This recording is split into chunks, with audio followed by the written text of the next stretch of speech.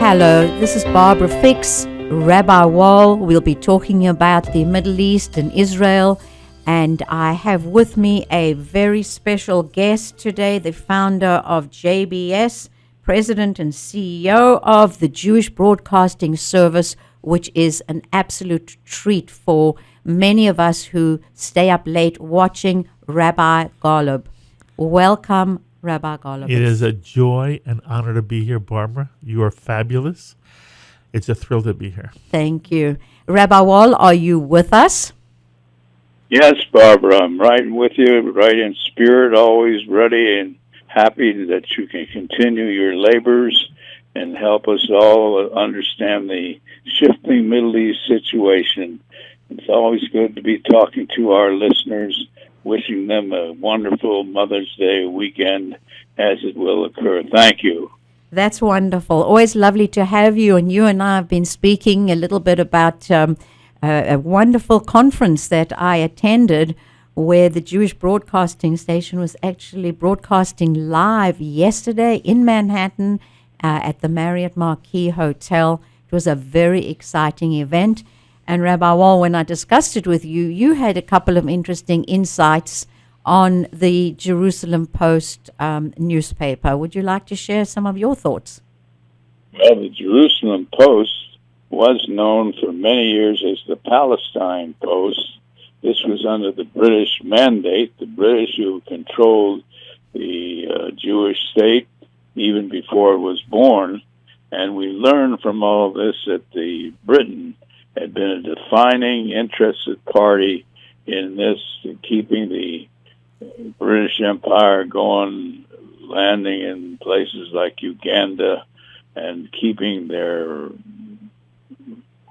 wonderful record clear as they tried their best to keep different functions and different freedom-loving peoples within the British Empire, the cooperation that was needed to sustain this.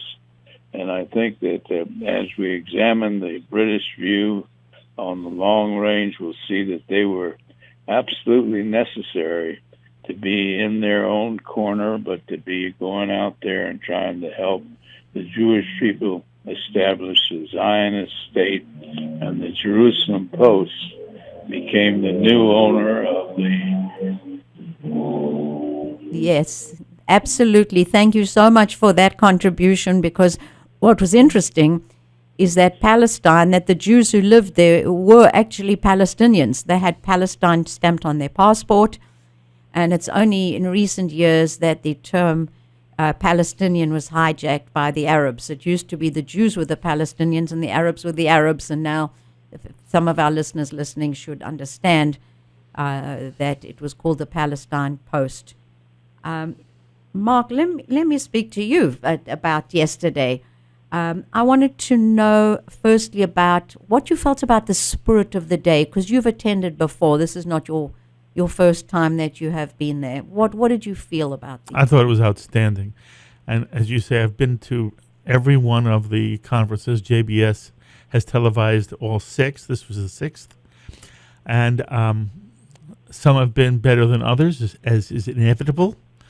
This was outstanding in many, many ways. And I thought that the room and the Marriott Marquis Ballroom was virtually filled, that the room was very much cohesive together, and the spirit was wonderful. And look, for anybody who loves Israel, you go into a room of maybe, I don't know, close to 1,000 people, and everybody there is rooting for Israel. And there are various opinions, but the overwhelming sentiment was so pro-Israel that everything else aside, I wish everyone who's listening to your program right now with you and Rabbi Wall, I wish all of them could have been at this event. And I say to myself, in some way, it's unfair. You and I were there. The listeners may not have been there. And what was interesting to me was, what did I learn?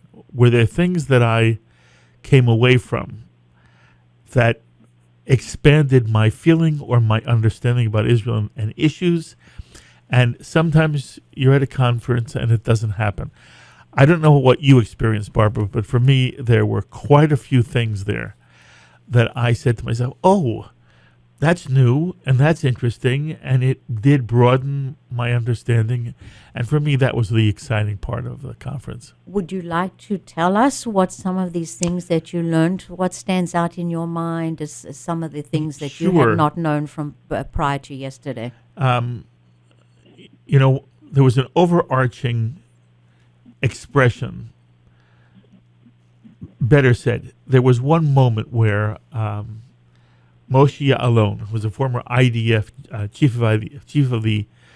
he was chief of staff of the IDF, Israel Defense Forces, and he was talking about his view of Israel, and he used this expression: "There is an Israeli Jewish way," and he talked about an ethic that permeates the state of Israel and the Jewish people, and he was talking about how Israelis and the people of Israel have gone out of their way to care for Syrians injured in the civil war in Syria. And he talked about the hospitals that Israel has set up.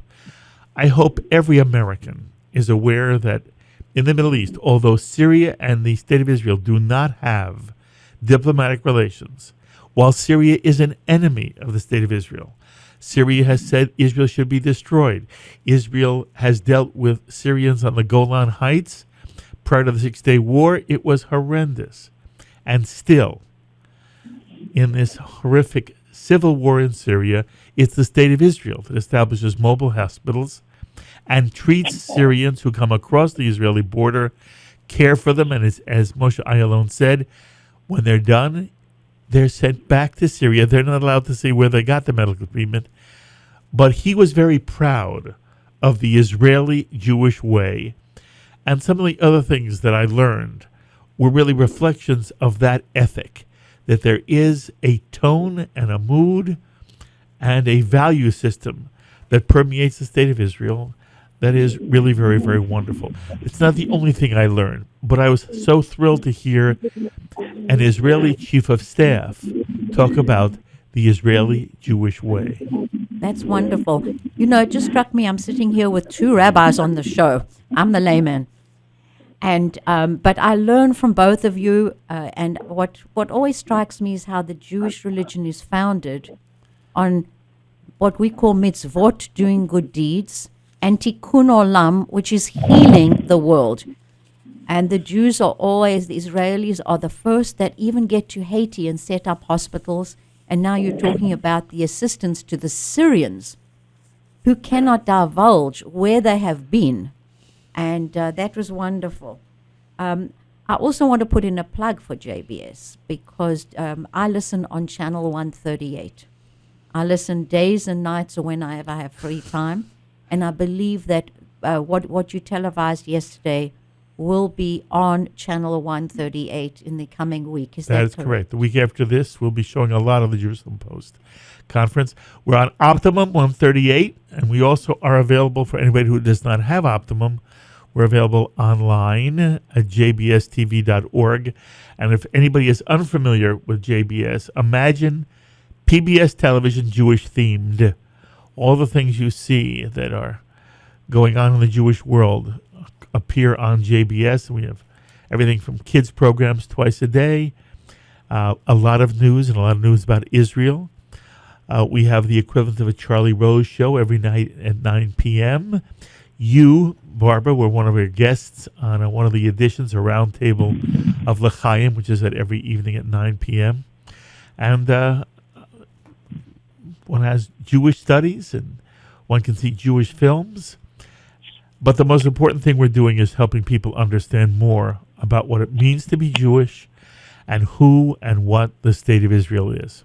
Wonderful. And our listeners out there, I know we love to take your questions. Call us 914-636-0110. We have two rabbis and myself.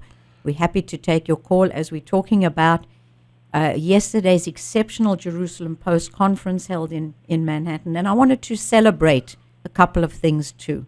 I wanted to mention that it's Israel's 69th birthday. That was mentioned yesterday. It was mentioned that this 50 years to the miracle of the Six-Day War in 1967, where the Israelis, of course, were attacked again They were attacked and were able to take back the land that they had lost to Jordan in 1948. And it also the 100th birthday of the Balfour Declaration. Rabbi Wall mentioned Uganda, that it was offered to the Jews, but there was a 3,000-year history of Jews living in the Promised Land, and they were not about to move to some other country, although it would have certainly benefited the Ugandans to have the startup nation in the middle of Africa. But we just wanted to celebrate the Balfour Declaration. We're going to be taking a break, and then we're going to come back and talk about the amazing highlights of the Jerusalem Post that was held yesterday, the conference. Thank you.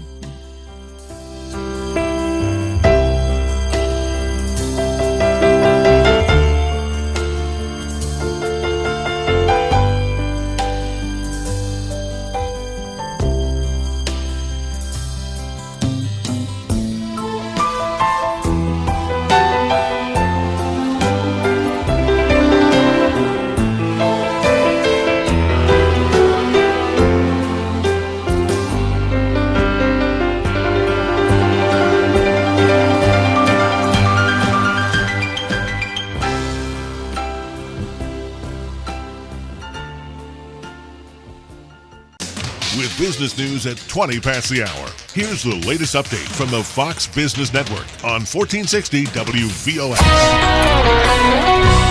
From the Fox Business Network, on Wall Street, stocks are in negative territory in afternoon trading following losses in European markets. Material companies were falling more than the rest of the markets today. And Newell Brands, which makes Rubbermaid containers, soaring some 11% after reporting solid results and raising its forecast for the year. And shares of Amazon rallying today, putting them on course to snap a 4-session losing streak. Over the weekend, Warren Buffett said that he missed out on investing in Amazon because he underestimated the company's potential dominance. And an Airbnb host who was renting out her Trump Tower apartment is among the first to pay a fine to New York City. This under a law banning advertising listings for short-term rentals. The woman paying a $1,000 fine to the city. It is already against the law in New York to rent out an entire apartment for less than 30 days without the owner present. With the Fox Business Report, I'm Hillary Barsky. Are you taking Viagra for ED? Now you can get Sildenafil, the active ingredient in Viagra, and generic 20 milligrams for $2 per tablet. That's a savings of $40 per dose. Marley Drug is a North Carolina pharmacy delivering generic Sildenafil to your door. For information on Sildenafil, go to marleygenerics.com or call us at 800-452-1760. That's 1-800-452-1760. Sooner or later, somebody's going to blab it on WVOX. There's always something happening at 1460 on the radio. The voice of the people, where many different voices are heard in the land. WVOX.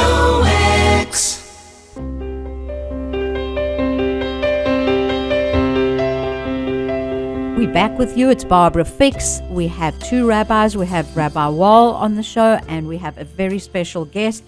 We have Rabbi Mark Golub. He's the founder of JBS, the president and the CEO of the Jewish Broadcasting Station, which is very interesting. I was just thinking, you have a foot in New Jersey, you have a foot in Manhattan, and you have a foot in Connecticut, Mark. You have a perspective of a lot of things. So I appreciate your perspective, and I certainly want your wisdom of what you felt. We were discussing the highlights of yesterday's conference, the highlights and the lowlights. I'm sure it wasn't all good for you, and there were some disappointing moments or some moments that you felt, oh my gosh, can we make some changes? Yeah, I have questions about some of the things that were done in the conference. Okay. But I would love to talk. I'd love to hear what you have to respond to some of the things that we heard. I'm going to come back to the discussion when you and I saw Moshe Ya'alon and Dani Chalutz, two chief of staffs of IDF, and they talked about peace. Both of them talked about what is the realistic possibilities of a Israeli-Palestinian peace agreement. Neither of them were optimistic. They were both very pessimistic, and I thought they were both realistic in their pessimism. And they talked a lot about the fact that Donald Trump has now said, the president says he wants to be the president who brings peace to the Middle East. In general, we should let our audience know the overwhelming sentiment in the room was very pro-Trump. He got a lot of applause. Sebastian Gorka, who was deputy in his White House, was there, and I don't know how you felt. I thought he was out of this world. And he's taken a lot of criticism. If your audience knows, the Jewish Forward did a piece about Gorka suggesting he had a Nazi past. And I had people saying to me, "Oh, how could Donald Trump have a Nazi in the White House?" And fabrications. It was all fabricated according to what he had said, and maybe the Forward doesn't do their research. So that was really. I don't like smearing people where people don't do research. All I know is he gave a fabulous defense of himself, and I think he put that issue to rest. It was just utter nonsense, and he said something interesting. You can't find one anti-Semitic or anti-Israel thing I've said in my entire life. But the room was very pro-Trump in general. The only thing that was ever said that I heard was said to me after the conference. I had a chance to have Carolyn Glick on JBS, and she said she's worried that Donald Trump may want to impose upon Israel a peace agreement because what's what he does. He makes the deal. And she was worried about what kind of pressure he would bring on Israel. And what Moshe Ya'alon said was, I hope the president, or I hope the world, does not blame Israel when peace talks fail. And that indicates that from his perspective, there's no peace process possible right now. And in the past, he pointed out, Israel is the one that's always blamed anytime there's a breakdown in peace negotiations. And it's not warranted, it's not appropriate. And so he was saying he hopes that when the peace process fails, the Jews won't be blamed. Israel will not be blamed. I also was fascinated that General Chalutz told us, as far as he's concerned, Assad should stay in Syria. It was a fascinating thing to hear. And he also said Russia is a stabilizing power in Syria. We get a very different message very often in America. And there's this urgency to replace Assad and to make any kind of Russian involvement negative. From Israel's perspective, Assad should stay, and Russia is a stabilizing force. I found that interesting. What was your reaction when you heard that? My reaction was, I think about Israelis, and they're not always correct in their judgment. You think he's wrong? I think he's absolutely wrong, and it brought back a flash from watching a movie about Mossad people, who spoke about things that I often felt that their judgment, they're not infallible. You put people in places, and sometimes it's a misfit maybe for the timing, or their judgment is skewed, or they come with a different personal perspective. And I felt the more Dan Chalutz spoke, the more I felt that I just did not trust his judgment. Interesting. And Moshe Ya'alon, Boogie Ya'alon, who I have known for several years, when he was chief of staff, when he resigned because of the Gaza situation, where he just felt that was going to bring more disaster to the Middle East than peace to the Middle East. And he was correct. And he gave his notice to Ariel Sharon and said, I cannot do what you're asking me to do. Although then there was a discussion, was it a military decision or a political decision, which was also an interesting concept. But I have always respected Moshe Ya'alon, and the basis of Moshe Ya'alon for me, and that's why I respect him, is until you teach your children to love, to respect, and to want peace, rather than what he said was teaching people that Jews are evil. Jews are not evil. We spoke about how we helped the Syrians, how we helped the Haitians, how we helped the Turkey earthquake. We've been in Africa. Every time there's a world crisis, Israel is there in seconds. Why? Because they have their own crises constantly. So they have the planes ready with the mobile hospitals ready. So until you have a generation of people who are taught that the Israelis are there to stay, don't waste your time. Rather educate your children, give them math, give them science, teach them to win Nobel Prizes, teach them that other people are people. We all bleed, we all have feelings. And until the Arabs teach their children and not indoctrinate their children, there will not be peace. And my other comment about a peace offer. Offers, deals go onto a table and deals go off the table. I offer you a piece of property, you take it, you don't take it, the next day or week or year, it's gone. You propose to a woman, she turns you down, she can't come back. A day, a month, a year later, it's not as easy to go back to a deal. Israel's offered the Arabs deals several times. And each time it's a disaster and Israel gets blamed. So my feeling is we're going to take a break and we will be back with the show, and we would love to take your calls. Please call us 6360110.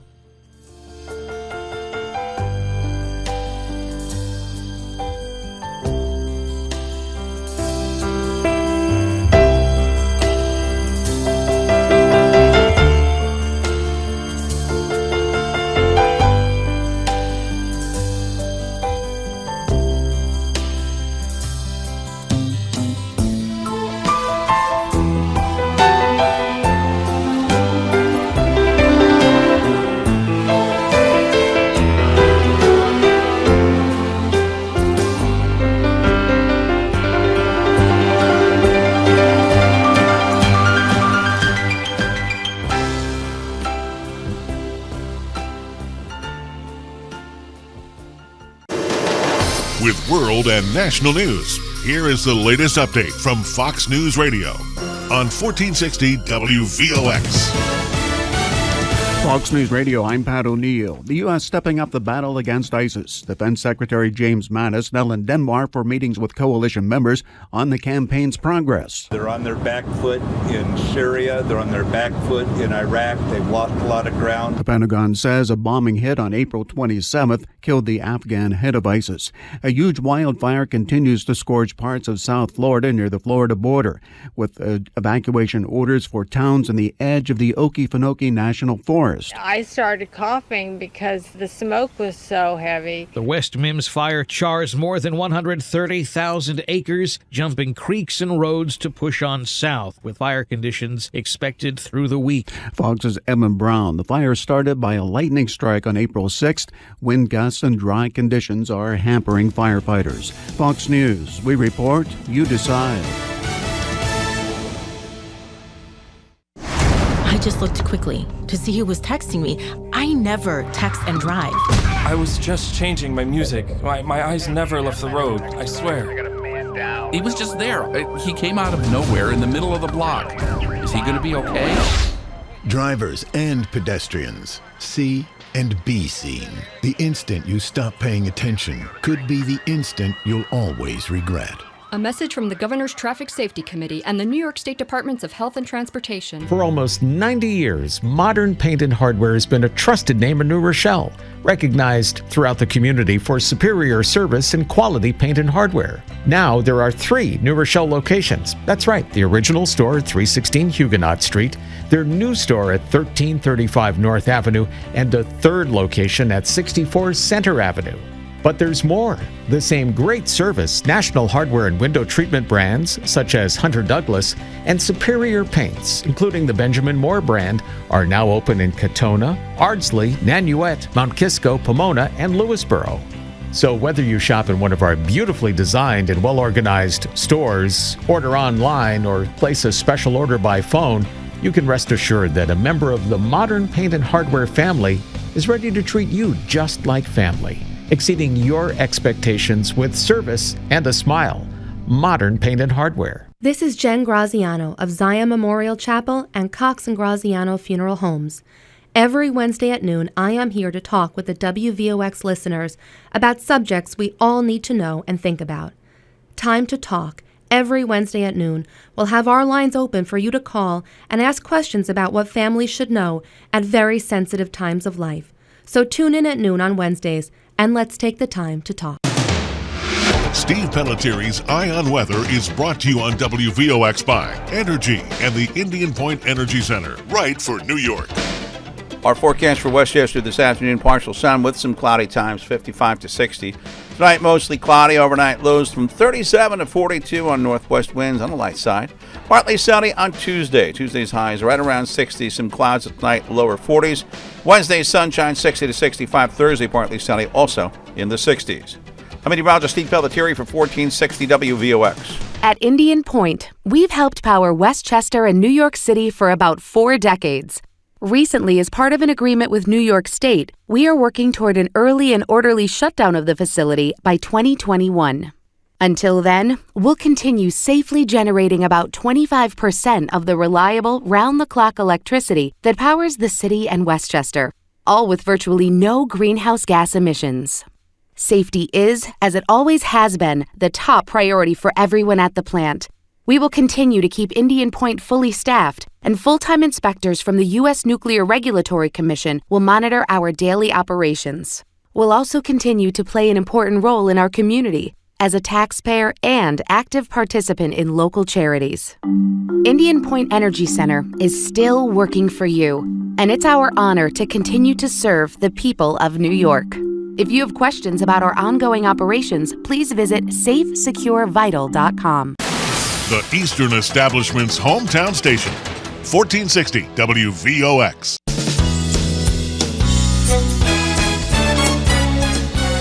WVOX. Hello, this is Barbara Fix and Rabbi Wall, and we have the wonderful Mark Golub from Jewish Broadcasting Services. And Mark, we were talking about their highlights and views. We sometimes see things from a little bit of a different perspective, but you felt that you learned a lot yesterday. I did. But wait, I want to make one comment about how right you are. And in some way, this is something anybody who listens to you knows your position. And they know my position. When it comes to the peace process, you and I see it almost identical. And I was also very impressed with Dr. Yuval Steinitz, who spoke at the beginning of the conference. And if people were there, they would have heard him talk about how as long as the Palestinians want Israel off the map, as long as they're teaching their kids that Jews are descendants of pigs and apes, there will never be peace. And what he said was, how can we trust a group that has that philosophy and teaches that everywhere they go? How can we trust them in any peace negotiations? And it seems to me, and you and I we've talked about this as well. Look, it's not about left and right when it comes to the peace negotiations. There are people on the left and there are people in the center.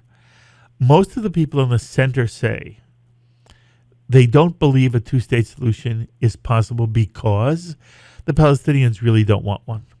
And they're not going to ever accept the reality of a Jewish state anywhere, as they say, from the river to the sea, from the Jordan River to the Mediterranean Sea. If you're dealing with a group that says a priori, I don't accept your right anywhere in Palestine, everything else is irrelevant. There are some who argue that Israel should maintain all of the West Bank because it is our heritage from God. They are on the right. They would argue, even if the Palestinians wanted to make peace with us, we wouldn't. We're going to take all the land whether they like it or not. That's not the overwhelming position that the majority of Israelis take. The overwhelming position is, if there were a Palestinian people who would live alongside Israel as Canada lives along the United States, yes, we would help them have a state. But that's not possible because of their mindset. And I don't know, who your viewers, your listenership is, and whether there are people who are throughout the spectrum. But you and I hope that the realistic position of the sane Jew is, We would make peace with you if you would make peace with us. You won't make peace with us, then we're not going to commit suicide.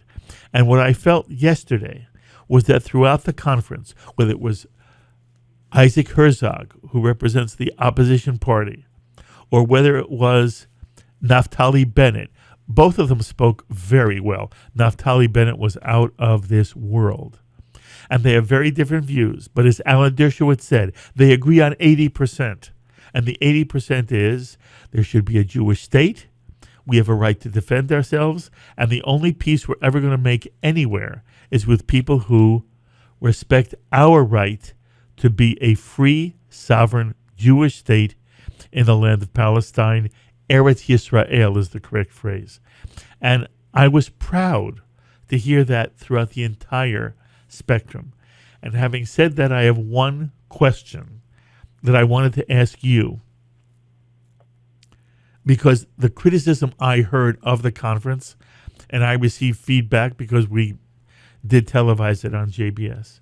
The feedback I had was, I wish there had been someone on the left dialoguing with a Naftali Bennett or a Carolyn Glick, or if you feel that Dani Chalutz is on the right, with a Dani Chalutz. In my mind, one of the deficiencies of the conference, and maybe it'll be addressed in future years, was there was too much of a unanimity of opinion. And in this Jewish community and Jewish world we live in, Barbara, I so rarely hear intelligent, respectful dialogue among and between people who disagree with each other. So, there are people who are, represent a sane, not a J Street approach, but a sane approach and view it differently. I want them to be heard. At the Jerusalem Post conference, they were not heard. That disappointed me, and I was wondering what you felt about it. To a certain extent, I think that when they had the different rabbis dialogue, they were not talking about Israel. Not talking about Israel. I'm talking about Israel. So they could have had them with a different conversation, because we know that one of the rabbis, the Reform rabbi, had in fact spent an inordinate amount of time or a visit talking to the Palestinians. Yes, and you should explain to them what that panel was about. It was, by the way, very interesting. It just wasn't about the peace process. But you should tell people what it was about. You tell them about it, because you have a wonderful perspective and a way of speaking. It was fascinating. By the way, the title of their session, I should tell our audience, bothered me very much. I was offended by the title. Here's the title of a panel session at the Jerusalem Post Conference. Is Israel still the state of all the Jews? And I talked to one of the participants before, and I said, the title is inappropriate for a Jewish conference to have, because by raising the question, it makes it a legitimate question. Israel is the state of all the Jews, and to their credit, every one of the panelists said so. But the fact that it was asked bothered me. And it was asked because there is a contention right now in the state of Israel over Jewish pluralism in the state of Israel. The state of Israel at the moment is controlled by the Orthodox rabbinate. And the Orthodox rabbinate will not give privilege or status to non-Orthodox groups that represent what American Jewry is in the overwhelming number. So Reform Judaism is not recognized by the Orthodox rabbinate in Israel or by the state of Israel. Reform Judaism, because the Orthodox establishment controls the way in which Judaism is practiced, given the fact that the Orthodox parties in Israel are part of the coalition government, and even though they're very small, they make the coalition government possible, and therefore they're critical to the coalition government. As a result, Reform Judaism, Reconstructionist Judaism, Conservative Judaism, all forms of non-Orthodox Judaism are not legitimized by the state of Israel. In reality, Barbara, the extent to which this affects Jews in Israel, Israelis or American Jews visiting Israel, the extent to which it affects them is minuscule. The issues are minuscule. And one of the things I'm always worried about is that Jews here in America or non-Jews here in America think that, oh my God, if a non-Orthodox Jew goes to Israel, he'll be treated as a second-class citizen. A non-Orthodox Jew who goes to Israel never feels one whit of second-class status. You go through your entire visit to the state of Israel, you're a conservative Jew, a Reformed Jew, a non-Orthodox Jew, a secular Jew. You never feel any kind of discrimination whatsoever. You're treated as everybody else, and that's the way Israel treats you. Very interesting topic, and I'm not sure that I agree with you in many of those issues, and I'd like to come back to that. I'd love to hear. The last part, absolutely agreed. We're going to take a break, but I'd like to debate the first part of your statement. Excellent. Thank you. Please come back with your questions, 6360110.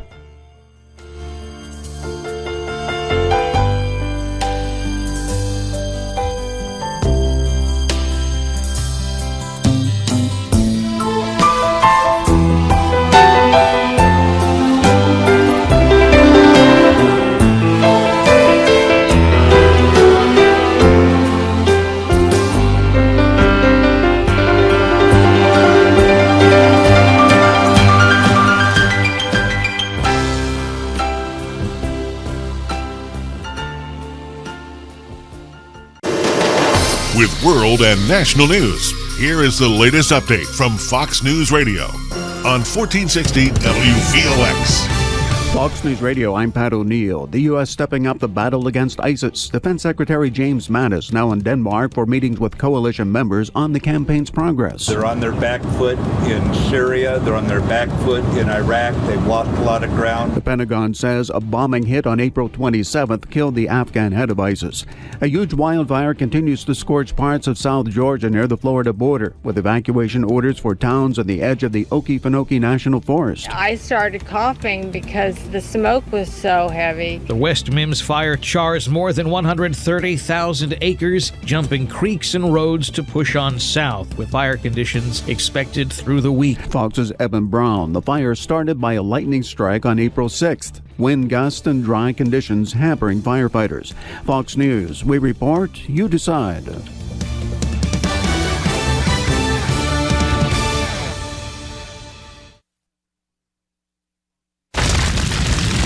Wildfires burn millions of acres across the country each year. And each year, wildland firefighters battle to contain them, but they can't do it alone. For some communities, it's not a question of if wildfires strike, but when. And a single ember can travel more than 1 mile. As it twists and turns and floats through the air, that single ember can find its way to where you live and can ignite and destroy your home or your community. That single ember can be just as dangerous as the wildfire itself. You can't control where the ember will land, but you can control what happens when it does. You can take action now to prepare your home and your community for wildfire. Get fire adapted. Learn what you can do now to reduce wildfire damage later at fireadapted.org. Prepare, protect, prevail. A public service message brought to you by the U.S. Forest Service and the Ad Council. Learn more at fireadapted.org. Real people, real money, real deal at Empire City Casino. Come win big at Empire City with the current Wheel of Fortune jackpot now at a record high of over $1.5 million. Try your hand at electronic blackjack, 3-card poker, roulette, craps, baccarat, and more. With thousands of ways to win, you could be Empire City Casino's biggest winner ever. Only a short drive away, Empire City Casino offers non-stop excitement, fun, and winning all day, every day. Join the Empire Club for free and play up to $100 on them. Manhattan's closest casino is off the Deegan Expressway, Metro north of the 4 train. Empire City Casino, game on! Only a few minutes away from Westchester in Midtown Manhattan, in beautiful Pelham Bay Park, is a little piece of sports heaven called Turtle Cove Golf Center. Ranked among the country's top 50 practice facilities, Turtle Cove Golf Center offers golf lessons given by top PGA instructors who will help you take those unwanted strokes off your score and lower your handicap. Their fabulous driving range will even accommodate mulligans. If you want to show off your putting skills, their 18-hole miniature golf course is just waiting for that hole-in-one.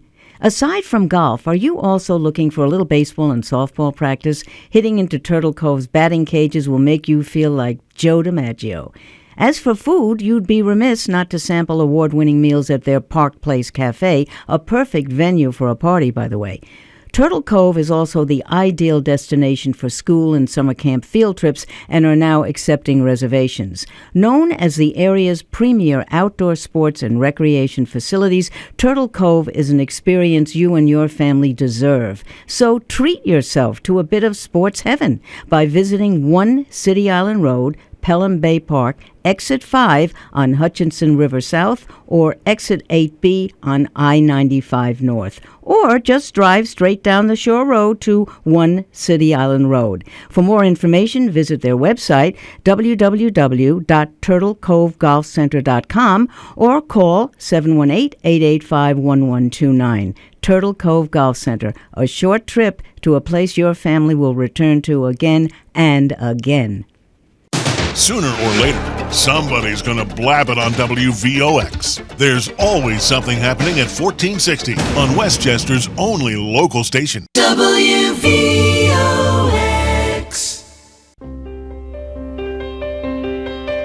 Hello, we're back with you, Barbara Fix, Rabbi Wall, and Rabbi Golub. And we're discussing a very interesting day yesterday. It was the 6th annual conference of the Jerusalem Post held in New York. It was fascinating. We had ministers of justice, infrastructure, energy, water, all from Israel, Minister of Transport and Intelligence, Minister of Science and Technology, the Minister of Education and Diaspora Affairs. We had the leader of the opposition, the chair of the Labor Department. We had journalists like Caroline Glick. We had we had the Americans, Ron Lauder, Alan Dershowitz, Dr. Sebastian Gorka. We also had Senators Tom Cotton, Debbie Fisher. We had the Democrat Grace Meng, who's House Appropriations Committee. I thought it was a fascinating day. And we were just chatting about the rabbis that had different opinions yesterday. And Rabbi Golub, you and I had a bit of a different, I said that I had a bit of a different opinion.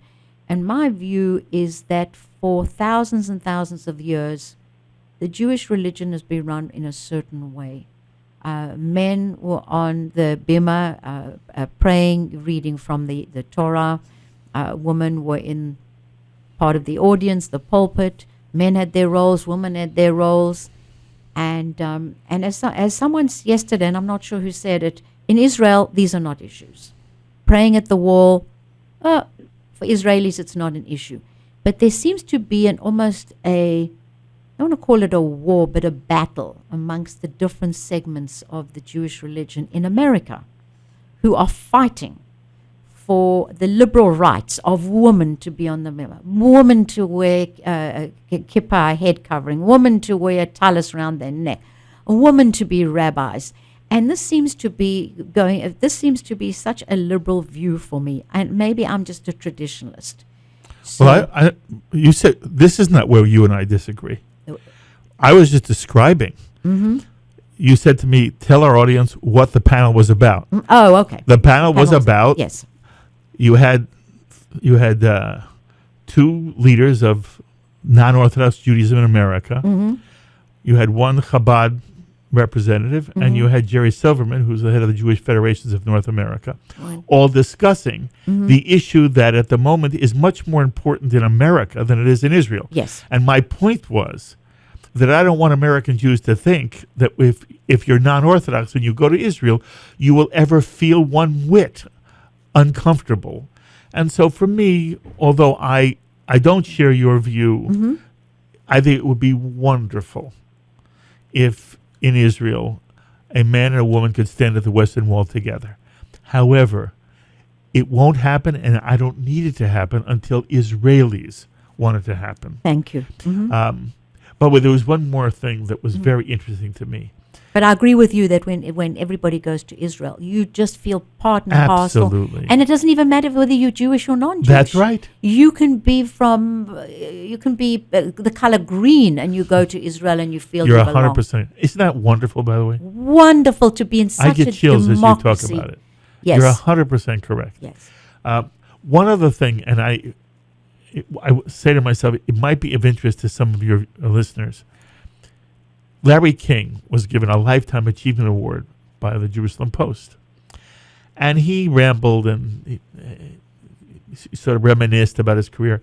And at one point, he really got the audience very upset. And I got emails, Barbara, not from Jews, but from Christians who were watching what he said. And one of the things that bothered them very much was the point was made that the ecumenical, the evangelical Christian community, evangelicals, are staunch supporters of the state of Israel. And Larry King belittled that on stage. And it was one of the only times the audience reacted negatively to anything being said all day. And that was interesting to me, how sensitive we are in in saying the evangelical community has become fabulous in its support of the state of Israel. And it's not because evangelicals want to convert Jews. That's what Larry King was suggesting. That's from generations way gone by in the past. And an evangelical emailed me and said, doesn't he understand? We support Israel because we believe the Jews are the chosen people, that God gave the land to the Jewish people, and that we love the Jews and love the Jewish presence in Israel, and we support it, and we are some of the staunchest, strongest supporters of the state of Israel. And you and I know the evangelical community has been fabulous. Fabulous, Mark. You know, just as I attended the Jerusalem Post and love it each year, I go to the Christians United for Israel annual conference in July, and I take different people with me. They cannot believe it. So criticism of these evangelicals comes really from a place of ignorance. And that's sad for me that somebody like Larry King, who was put on a pedestal for so long, was so ignorant. We have a caller. Come in, caller. We'd love to hear your comment. Yes, hi. I'm enjoying the show again. My name is Vince. Just one thing about the evangelicals that I don't know if you mentioned it while I was dialing the phone. One of the reasons why many evangelicals and other Christians support the state of Israel, other than the reasons that you've already given, is that in their interpretation of the Bible, there's a belief that the second coming of Christ will only come when the people of Israel return to the Holy Land. I don't know if you've discussed that or you're aware of that. You must be, but that's one of the teachings that some of the more evangelical Christians tend to hold. That the second coming of Christ can only occur once the children of Israel return to the Holy Land. Are you aware of that? You know what? I'm not aware of it, but I think you know about that. Yeah. By the way, it's Vince, right? Yes. Yeah. Vince, you are 100% correct about what formal Christian theology teaches.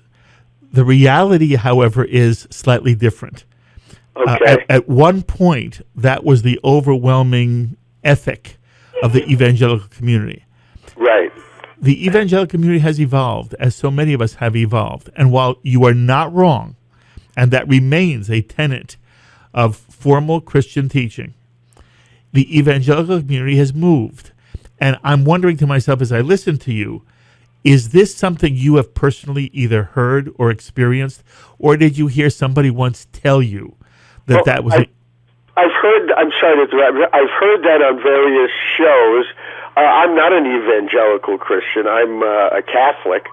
But I've heard that. I don't, I'm not you've never experienced it scholar, personally. but I mean, I've heard that as part of a belief, like you were just talking about. Yes, you're absolutely right. And the only thing that I'm trying to say is that even if it were true that evangelicals were for Israel because of the second coming, I couldn't care less. Right, well, there you go. I understand what you're talking about. They're very positive, and by the way, you will never hear that now out of the evangelical community. Reasons to support the state of Israel, but many evangelicals and Christians and Catholics like myself see Israel as a beacon of freedom in the Middle East. Exactly. And, but I just thought I'd mention that. Yes. That is some of their teaching from what I remember. Thank you. Thank you for that contribution, and it's nice to clarify it when I have Rabbi Golub with me. Okay. And I have to tell you... Nice talking with you again. Thank you. That was wonderful, Vinny. Thank you. And I have to tell you that at the worst times in Israel, when Israel had no tourists because of the Intifada, and my mother was in Israel at the time and very ill, I was there. There was nobody except the Christians.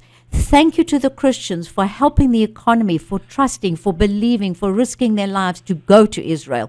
I love the Christian community. I believe that we share the same values. The Judeo-Christian values are our values. Welcome to all the Christians to Israel. Come, bring our Jews back to Israel.